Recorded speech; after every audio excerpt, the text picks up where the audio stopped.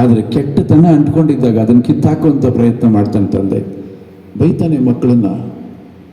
ಅದು ಬೈಗೋಳ ಅಲ್ಲ, ಅದು ಖಂಡಿತ ಮಕ್ಕಳು ಅದನ್ನು ಬೈಗೋಳ ಅಂತ ಅಂದ್ಕೊಳ್ಳೇಬಾರ್ದು. ಅವನ ಜರ್ನಿಯಲ್ಲಿ ಅವನು ಏನೇನು ಅನುಭವಿಸಿರ್ತಾನೆ, ಅನುಭವದ ಮಾತುಗಳು. ಅಲ್ಲಿ ಇಲ್ಲಿಂದ ನಡ್ಕೊಂಬಂದಿರ್ತಾನೆ. ಮಕ್ಕಳು ಅಲ್ಲೇ ಬರಬೇಕು. ಅಲ್ಲಿ ಬರಬೇಡ್ರೆ ಮಕ್ಕಳ, ನಾನು ಕಲ್ಲು ಮುಳ್ಳು ಚುಚ್ಚಿ ನನ್ನ ಕಾಲೆಲ್ಲ ಗಾಯ ಆಗಿದೆ, ಬರಬೇಡ್ರಿ ಅಂತ ಹೇಳ್ತಿರ್ತಾನೆ. ಅದನ್ನು ಅವರು ಬೈತಾನೆ ಅಂತ ಅನ್ಕೋತಾರೆ. ಅನ್ಕೋಬಾರ್ದು. ನಮ್ಮಪ್ಪ ಹೇಳಿದ್ದನ್ನು ನಾವು ತಗೊಂಡ್ರೆ ಅದು ಅವ್ರಿಗೆ ಒಳ್ಳೇದಾಗ್ತದೆ. ಯಾವಾಗಲೂ ಪ್ರತಿ ಮಕ್ಕಳಿಗೆ ಒಬ್ಬ ತಂದೆ ಹೇಳೋದೇನಪ್ಪ ಅಂದರೆ, ಯಾವ ಮಕ್ಕಳು ತಂದೆ ತಾಯಿ ಹತ್ರ ತಲೆ ತಗ್ಗಿ ಬದುಕ್ತಾರೋ ಅವರು ಸಮಾಜದಲ್ಲಿ ತಲೆ ಎತ್ಕೊಂಡು ಬದುಕ್ತಾರೆ. ಯಾವ ಮಕ್ಕಳು ಅಪ್ಪ ಅಮ್ಮನ ಹತ್ರ ಎದೆ ನಿಗರ್ಸ್ಕೊಂಡು ಮಾತಾಡ್ತಾರೋ ಅವ್ರ ಲೈಫಲ್ಲಿ ಉದ್ಧಾರ ಆಗಲ್ಲ. ಎರಡೇ ಸೆಂಟೆನ್ಸ್. ಇದು ಎಲ್ಲ ಮಕ್ಕಳಿಗೂ ಅನ್ವಯಿಸುತ್ತೆ. ನೀವು ಅದರಿಂದ ಹೊರಗಡೆ ಬರೋಕ್ಕೆ ಸಾಧ್ಯನೇ ಇಲ್ಲ. ಇಂಥ ಹಲವಾರು ಸಂದೇಶಗಳನ್ನು ಹೊತ್ಕೊಂಡು ಒಂದು ಅದ್ಭುತವಾದ ಕಥೆಯನ್ನು ಮಾಡಿಕೊಂಡು ದಿಲೀಪ್ ಅವ್ರ ಪ್ರೊಡಕ್ಷನಲ್ಲಿ ಝೀ ವಾಹಿನಿ ಕೃಷ್ಣ ರುಕ್ಕು ಅನ್ನೋ ಒಂದು ಧಾರಾವಾಹಿಯನ್ನು ನಿಮ್ಮ ಮುಂದೆ ತರ್ತಾ ಇದ್ದಾರೆ.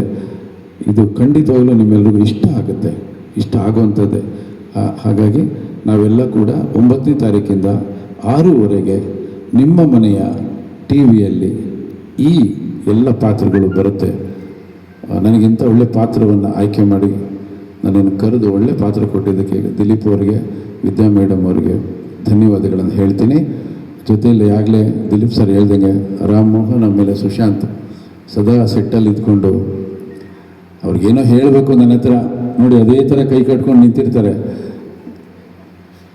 ನನ್ನ ನೋಡಿ ಹೆದರ್ಕೋಬೇಡಿ ಅಂತೀನಿ. ಯಾಕೆಂದರೆ ನಾನು ಬಂದಿರೋದು ನಿಮ್ಗೇನು ಬೇಕೋ ಅದನ್ನು ಕೊಡೋಕ್ಕೆ ಬಂದಿದ್ದೀನಿ. ನಾನು ಹೆದರ್ಕೊಳ್ಳೋದು ಬೇಕಾಗಿಲ್ಲ, ಬನ್ನಿ ಹೇಳಿ ಅಂತ ಧೈರ್ಯವಾಗಿ ಹೇಳ್ತಾರೆ ಇಬ್ಬರು. ಅವ್ರಿಗೆ ತೃಪ್ತಿ ಆಗೋ ಥರ ನಾನು ಕೆಲಸ ಮಾಡ್ತಾ ಇರ್ತೀನಿ. ಪ್ರತಿಭೆಗೆ ವಯಸ್ಸಿರೋದೇ ಇಲ್ಲ.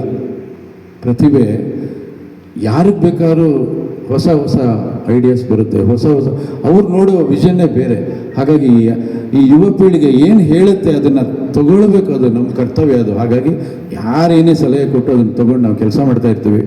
ಹಾಗಾಗಿ ಈ ತಂಡಕ್ಕೆ ವಾಹಿನಿಯಿಂದ ಶುಭ ಹಾರೈಸಿ, ನೀವೆಲ್ಲ ಒಳ್ಳೆಯದಾಗಲಿ ಅಂತ ಹೇಳ್ತಾ ನನ್ನ ಮಾತನ್ನು ಮುಗಿಸ್ತಾ ಇದ್ದೀನಿ.